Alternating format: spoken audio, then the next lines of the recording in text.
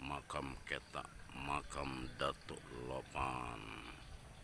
Semoga keberkahan untuk yang Datuk Lopan dan para ulia Allah di alam barzah, dan keberkahan itu juga bagi kami yang masih hidup bisa mengikuti jejak-jejak para aulia Allah li'ila'i kalimatillah.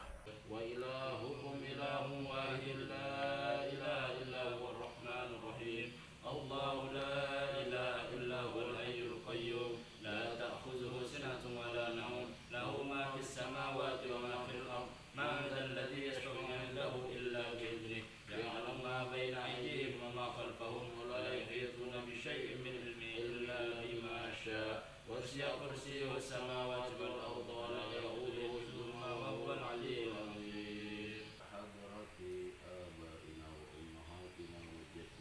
حضرة الله أولياء الله يا أولياء الله إني ولي الله الذي نزل الكتاب وهو يتولى الصالحين إني ولي الله الذي نزل الكتاب وهو يتولى الصالحين إني ولي الله الذي نزل الكتاب وهو يتولى الصالحين يا هدير يا موسى كلام الله يا عيسى روح الله يا عدم استغفر الله أعينني هو الحمد لله رب العالمين يا جبرائيل يا ميكائيل يا إسرافيل يا جبرائيل يا محمد رسول الله صلى الله عليه وسلم صاحب الوراء صاحب الوراء صاحب الوراء صاحب الغيوب صاحب الغيوب صاحب الغيوب صاحب الغيوب صاحب الغيوب صاحب القدوس صاحب القدوس صاحب القدوس إياك نعبد وإياك نستعين إياك نعبد وإياك نستعين إياك نعبد وإياك نستعين اهدنا الصراط المستقيم صراط الذين أنعمت عليهم غير المغضوب عليهم ولا الضالين.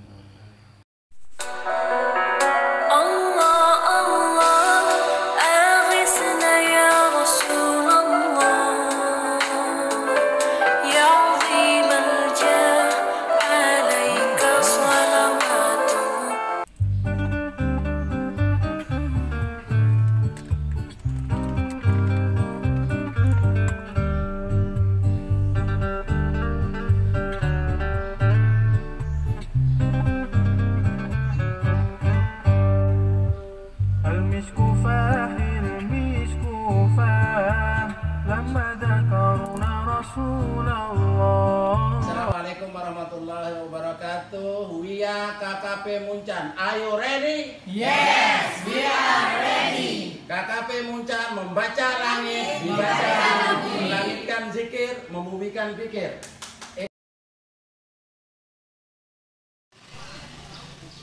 Bapak Kepala Desa Muncan, Bapak-bapak Kadus yang kami hormati, Ibu Dokter, Ibu Fasilitator AFC, rekan kami Dr. Wilengan, dan yang kami banggakan mahasiswa-mahasiswi KKP Desa Muncan 2022. Hadirin hadirat yang berbahagia, alhamdulillah hari ini kita bisa menyelenggarakan salah satu event, yaitu tentang sosialisasi kesehatan reproduksi. Sudah banyak tadi materi dari Ibu Dokter dan rekan dari AFC. Pada kesempatan ini saya hanya akan menjelaskan sedikit tentang kesehatan reproduksi perspektif hukum Islam. Jadi sebenarnya sasaran kita ini lebih tadinya arahnya ke remaja, karena remaja ini yang sebagai target generasi masa depan. Saat ini bapak-bapak, ibu-ibu, terutama remaja-remaji, kita prihatin dengan kasus kesehatan reproduksi ini secara umum. Tadi banyak dijelaskan tentang organ-organ reproduksi, tapi saya ingin melihat bahwa kesehatan reproduksi harus dilihat secara komprehensif, harus dilihat secara menyeluruh, bahwa kesehatan dalam Islam itu sangat penting. Ada sebuah hadis Rasulullah SAW mengatakan, al-mu'minul qawiyyu khairum minal mu'minid dha'ifi.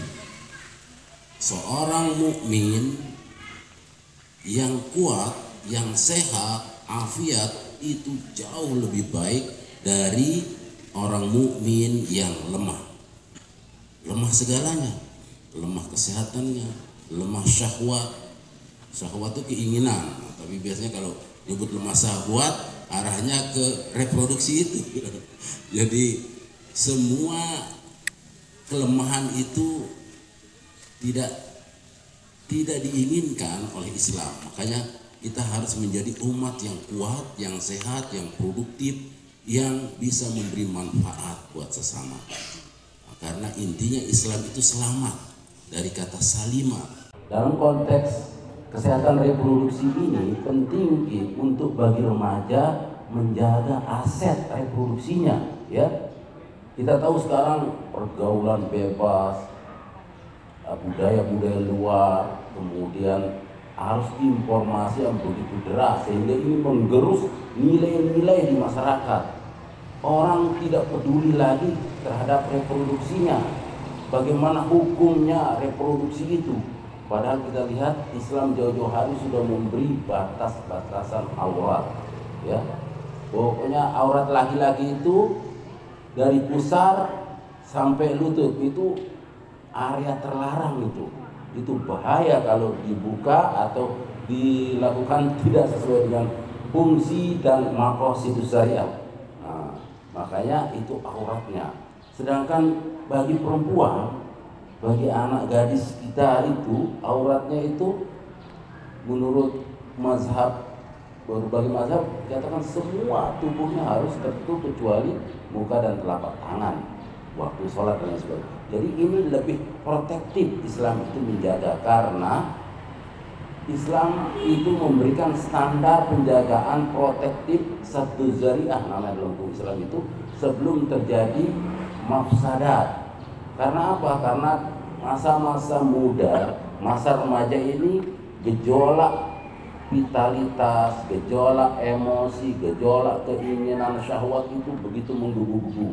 Kalau itu tidak batas-batasi, diingatkan oleh orang tua, maka akan terjadi kerusakan reproduksi. Maksudnya reproduksinya itu digunakan tidak sesuai dengan syariat. Jadi kita tahulah semua sekarang bagaimana anak-anak muda itu misalnya menjalin hubungan, pacaran zaman now seperti apa? Coba. Seperti iklan dulu ada, dilihat, diraba, diterawang. Bahaya itu. Jadi jangan sampai seperti itu. Itu yang kita itu kalau pembahasan kesehatan reproduksi dalam hukum Islam seperti itu. Jadi bukan langsung menukik ke persoalan reproduksinya, tapi bagaimana mengamankan aset inventaris yang Allah berikan ini sehingga bisa maslahah. Penggunaan alat-alat reproduksi itu ada aturan mainnya. Aturan mainnya itu dengan lembaga atau melalui perkawinan, pernikahan, baru itu menjadi sah dan absah. Tapi kalau sebelum perkawinan dilaksanakan sudah digunakan untuk membuat produksi keturunan, itu sangat fatal. Inilah yang banyak terjadi, naudzubillah, ya. Keluarga keturunan kita banyak terjadi sekarang di anak-anak muda, di mana saja itu karena pergaulan bebas. Ini harus juga disasar oleh kesehatan reproduksi, sehingga Islam itu coba lihat di bab toharoh, bab fikih itu pertama itu kesehatan yang harus bersih, harus steril, harus suci. Makanya mengajarkan bagaimana berwudu, kemudian mandi, kemudian bagaimana khitan itu, alat reproduksi itu harus disunat, dibersihkan semua sudah komprehensif. Tapi karena sekarang orang jarang membicarakan itu, sehingga maksud kesan reproduksi hanya pada fungsinya saja, bukan membahas dari awal sehingga akhir. Islam itu adalah ajaran yang sumuriat, yang komprehensif, sehingga bagaimana organ-organ tubuh ini digunakan sesuai dengan fungsinya, sehingga tidak terjadi malpraktek, penyalahgunaan fungsi. Jadi perlu kita ingatkan untuk semua anak-anak cucu kita, para remaja, para pemuda, harus bertanggung jawab terhadap aset reproduksinya dengan menjaganya.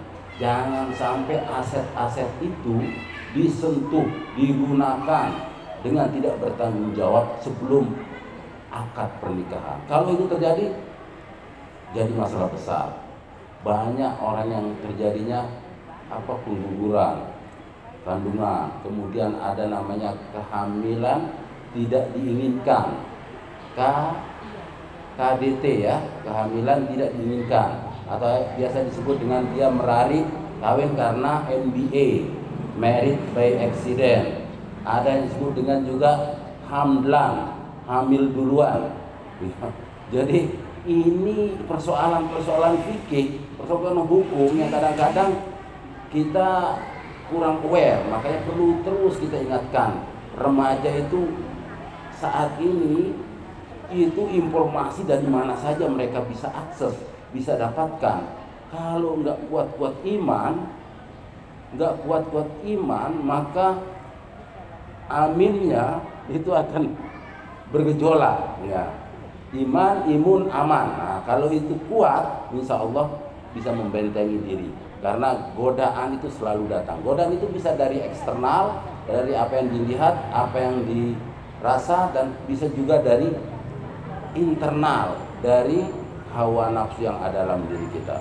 Makanya Rasulullah jauh-jauh hari sudah memberikan peringatan bagi para pemuda. Ya ma'syar sabab, man istata'akumul ba'ah falyatazawwaj, fa illam tastati fa alaihi bisyam, fa innahu lahu wija wa aghaddu lil basar.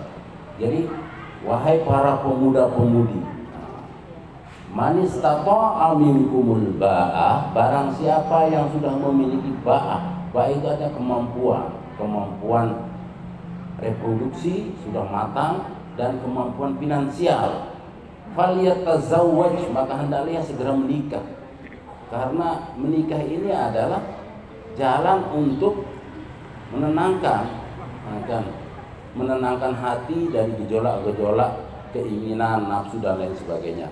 Nah, wa aghaddu basar, jadi itu wija dan menjaga dari pandangan mata. Itu anjuran Rasulullah barang siapa memiliki kemampuan. Makanya kemampuan ini kan sekaligus dia bisa memberikan pemahaman bahwa orang yang mampu itu berarti bukan meraih kode menikah usia dini, karena dia secara ba'ah belum matang, belum mampu betul. Kemudian finansialnya juga, karena membangun rumah tangga itu butuh ba'ah itu. Makanya diingatkan juga supaya ini program pemerintah macam-macam bahwa menikah itu untuk long life, untuk waktu yang lama, bukan limit edition. Dia bukan untuk sekedar waktu yang terbatas, karena kita akan membangun sebuah keluarga yang sakinah, mawaddah, warahmah. Itu penting. Pertama, jadi remaja-remaji harus bertanggung jawab, harus menjaga betul alat-alat reproduksinya secara syar'i ya. Jadi pacaran atau apapun namanya, kalau sudah menjurus ke arah sesuatu yang menghalalkan yang tadinya diharamkan, itu adalah madharat dan itu terlarang, itu haram. Tapi kalau dalam pacaran, untuk dalam konteks ta'aruf, untuk semangat dan tidak ada hal-hal yang dilanggar, itu bisa sebagai bentuk ta'arufu dan lain sebagainya. Nah, yang kedua, kesehatan ini adalah nikmat Allah terbesar dalam hidup setiap manusia. Karena kalau kita sehat, kita bisa ibadah, bisa bekerja, bisa memberi manfaat kepada orang lain. Tapi kalau kita sakit, itu akan jadi beban keluarga, beban orang lain dan lain sebagainya. Oleh karenanya, jaga kesehatanmu sebelum datang sakitmu.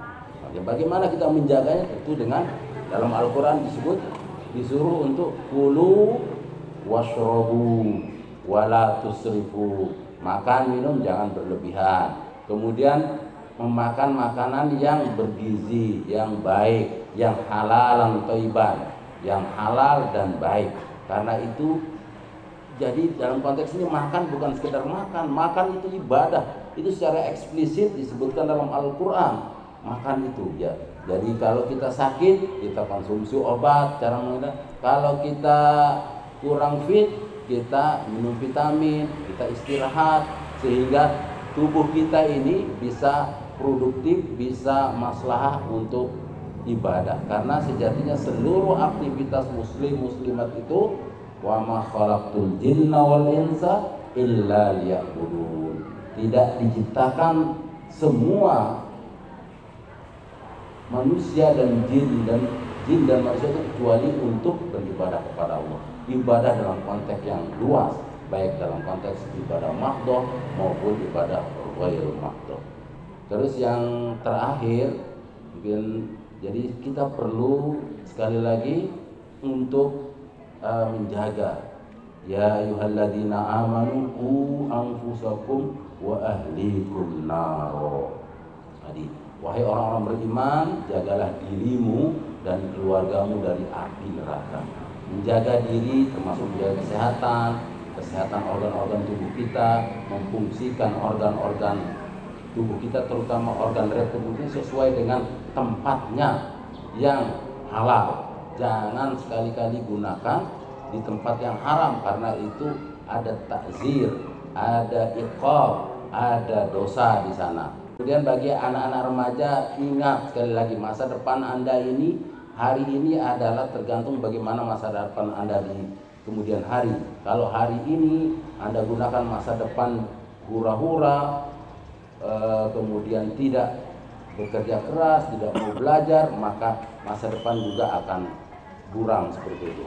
Jaga kesehatannya, jangan begadang tiap malam, jangan melakukan aktivitas yang tidak produktif, yang tidak maslahah. Karena itu bisa berimplikasi pada kesehatan mental, kesehatan fisik, dan kesehatan sosial.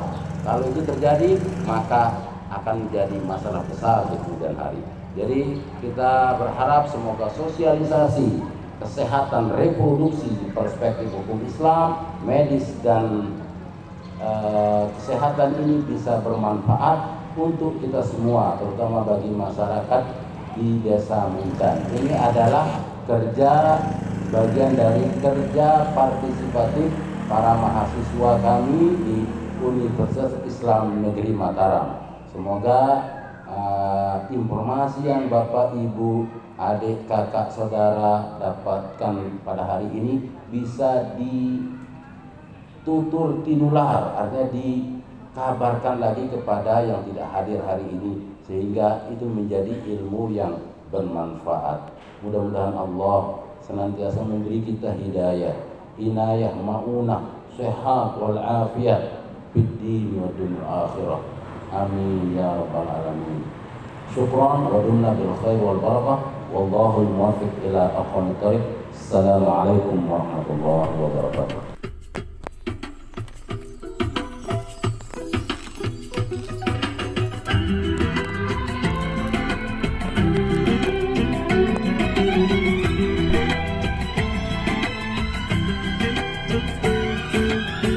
Alhamdulillah teman dan sahabat M. Harfin Zuhdi Channel, setelah berziarah makam Ketak Datuk Lopan, setelah selesai acara sosialisasi kesehatan reproduksi buat remaja Desa Muncan, akhirnya kami rehat sejenak, ingin refreshing, menikmati suasana pedesaan, suasana yang segar, sejuk. Pilihan utamanya adalah memancing, mancing mania man. ada satu mantra atau bisa dikatakan bacaan sebelum kita mancing. Bacaannya dalam bahasa Sasak. Pang porot teluk belincek, empak morot aku nyentak. Oke, man, let's go to strike. Oke, thank you, syukron, wa dumna bil khair wal barakah.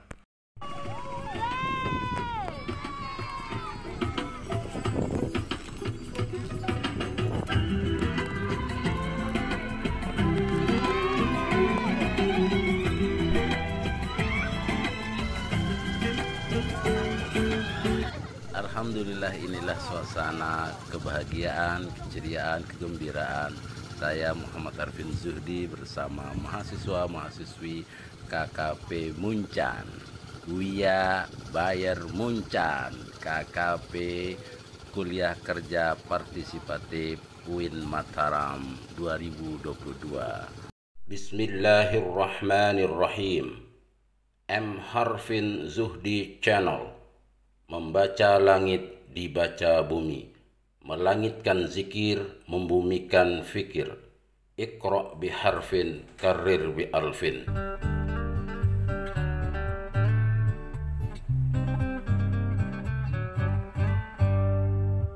المسك فاح المسك فاح لما ذكرنا رسول